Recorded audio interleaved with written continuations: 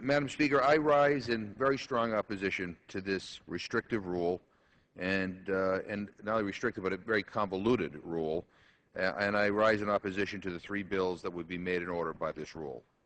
Regulatory uncertainty is a canard invented by Republicans that allows them to use current economic problems to pursue an agenda supported by the big business community year in and year out. In other words, it is a simple case of political opportunism, not a serious effort to deal with high unemployment. Those aren't my words, Madam Speaker. Those are the words of Bruce Bartlett, a Republican who worked for Ronald Reagan, George H.W. Bush, Jack Kemp, and Ron Paul. Think about what Mr. Bartlett is saying in his last sentence.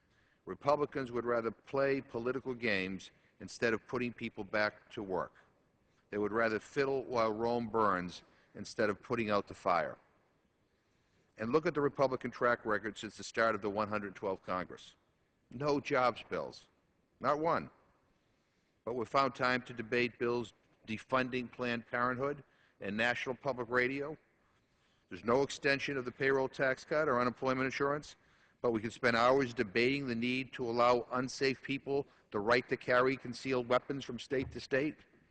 No effort to take away tax breaks for oil companies who continue to make billions of dollars in profits each month. But we could here and our water less safe by dismantling the Clean Air Act and the Clean Water Act. Seriously, Madam Speaker, the agenda of the far right continues to dominate this House leadership, and that agenda is out of touch with the needs of the American people. We have a jobs crisis in this country. The rich are getting richer and everyone else is struggling. Yet the Republicans continue to side with the people who don't need any help. They killed the super committee because they would rather protect tax cuts for millionaires instead of dealing with the deficit. They are refusing to take up the extension of the payroll tax cut that expires at the end of the year because they don't want their millionaire friends to pay just a little bit more. Just look at what we're doing this week. We're going to consider anti-regulatory bills that will make our country less safe and our citizens less healthy. We're going to consider a bill that actually promotes putting more corporate money into the political system. And we're going to debate a bill that makes it harder for workers to organize. Not one of these bills will put people back to work. Not one of these bills will help struggling families keep their heat on during the winter. Not one of these bills will help repair our aging infrastructure.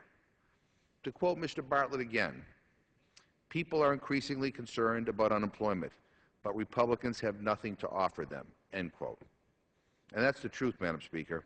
Republicans have absolutely nothing to offer. The President proposed, and I have co-sponsored, the American Jobs Bill. It's a proposal that would help put Americans back to work, would extend the payroll tax cut and unemployment insurance, would help repair our aging infrastructure, and would aid and would provide aid to cities and states so they don't have to lay off more teachers and more police officers or more firefighters. It's a bill that is paid for. It doesn't add 1 cent to the deficit. And it's made up of measures that Republicans and Democrats have supported in the past. Let me repeat that.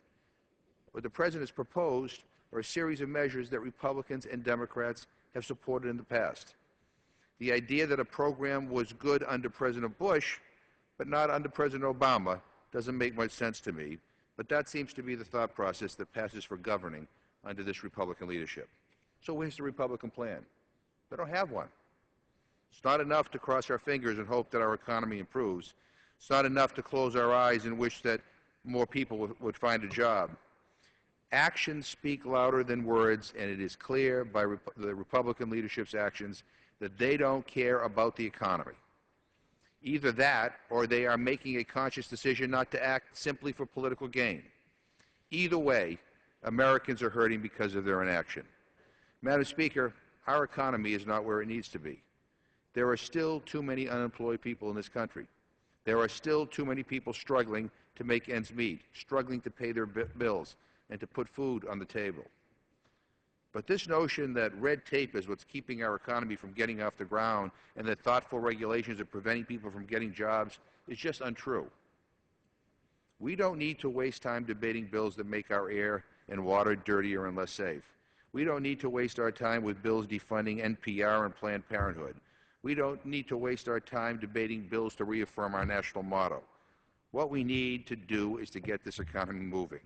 What we need to do is create jobs. Republicans have been in charge now for 330 days. That's 330 days without a jobs bill. It's not enough to call something a jobs bill if it doesn't put someone back to work. No, Madam Speaker, we need a real jobs bill. We need definitive action that shows the American people that we care about their well-being, that we understand what they're going through, and that we're here to help. In short, that we're on their side. The bills we'll be considering this week just don't get the job done. It's been 330 days, and Republicans still don't get it. I can't say that I'm surprised. I'm disappointed, but I'm not surprised. I reserve the balance of my time.